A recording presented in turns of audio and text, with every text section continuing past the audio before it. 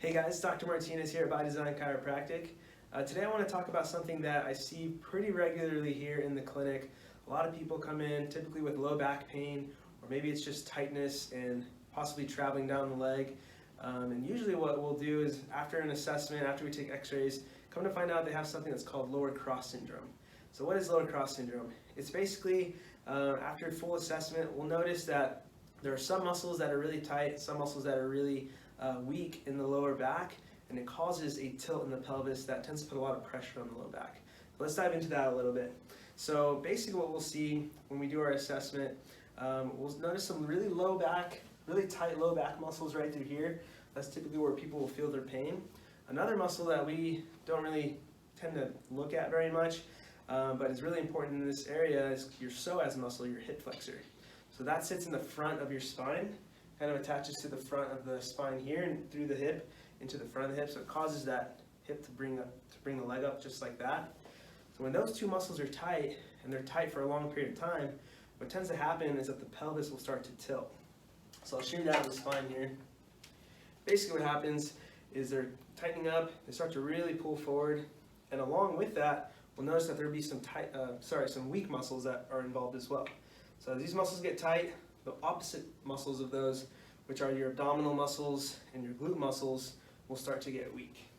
And so the reason they call it lower cross is because when you have the tight lower back muscles, which are a little bit higher, tight in the front hip, creates a line just like that.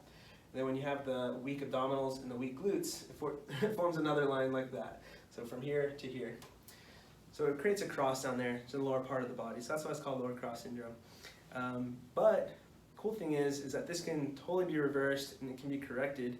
This is usually what I'll do with my patients. Obviously, chiropractic adjustments are going to be a tremendous help in this area. Not only are they going to help open up these joints and allow mobility back into these joints, it's going to help those muscles start to relax. It's going to take pressure off the nervous system so that things can start functioning properly. Along with that, we do some postural exercises. So in this case, we want to stretch out the lower back muscles, or those erector muscles, stretching out the hip flexor muscle, and then we really want to work on strengthening as well. So strengthening the abdominals and the core, do some exercises to strengthen up the glutes, and in doing that, your lower back literally starts to reverse. So instead of being in this flexed, tilted forward position, things really start to open up, and if you can see, the joints in the low back really start to open up too. So it takes pressure off these joints, allowing more mobility, and that allows for better function. So if you're experiencing a lot of low back pain, maybe you sit a lot, or maybe it's how you sleep, or whatever the case may be, there's different reasons why this would be the case, but it's possible that you are experiencing the effects of lower cross syndrome. If you come into the office, we can definitely check that out. We take x-rays to see the structure of the body and see what's going on internally. But there are some really easy exercises to do at home that can help as well. So I'm going to be doing a few other videos this week. I'm going to be posting those.